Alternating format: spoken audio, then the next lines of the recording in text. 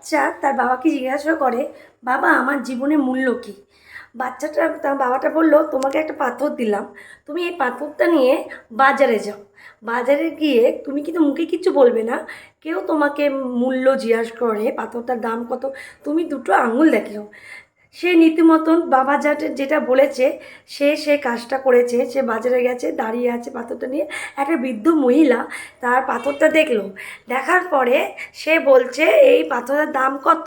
বাচ্চাটা বাবা যেমন বলে দেবে এরকম দুটো আঙুল দেখবে, 200 টাকা, আমি এই পাথরটা নিতে চাই।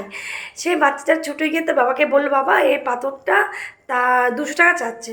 বাবা বললো, তুমি এই পাথরটা নিয়ে মিউজিয়ামে দাও, কিন্তু তুমি কিছু বলবে না, দুটো আঙুল দেবে।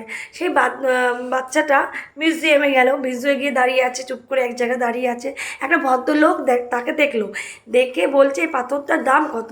সে এরকম করেছে, 20,000 টাকা, ঠিক আছে এই পাথরটা নিতে চাই। সে তো অবাক হয়ে গেছে, তার বাবার কাছে দিয়ে ছুটে গিয়ে আবার বাবাকে বলছে, বাবা এই পাথরের দাম হলো 20,000 টাকা, 20,000 টাকা।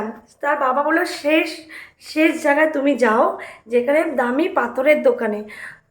বাচ্চাটা সে পাথরের দোকানে গেল, গিয়ে দাঁড়িয়ে আছে একটা ভদ্রলোক, বৃদ্ধ ভদ্রলোক। সে বাচ্চার হাতে পাথরটা দেখেছে। বৃদ্ধ লোকটা বলছে, এই পাথরটা তুমি কোথায় পেয়েছো? এই পাথরটা খুবই আমার জীবনের সবচেয়ে মূল্যবান পাথর, তুমি কত চাও?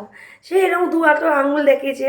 সে দেখিয়ে লোকটা বলছে, 2,00,000 টাকা, আমি এই পাথরটা নিতে চাই, যত মূল্য লাগুক না কেন নিতে হয়। সে তো অবাক, এই সামান্য পাথরের জন্য এত টাকা।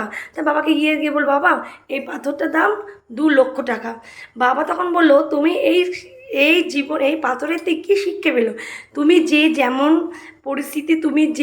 পরিস্থিতি দাঁড়াবে, সে তুমি কাছে তুমি তার দাম হবে। তুমি বাজারের দামে হবে না, মিউজিয়ামের দামে হবে না পাথরের দোকানে হবে, তা তোমার জীবনটা যেমন চলাবে তেমনিভাবে তোমার মূল্য হবে। কেমন লাগবে বন্ধুরা আমার এই ছোট্ট একটা গল্প?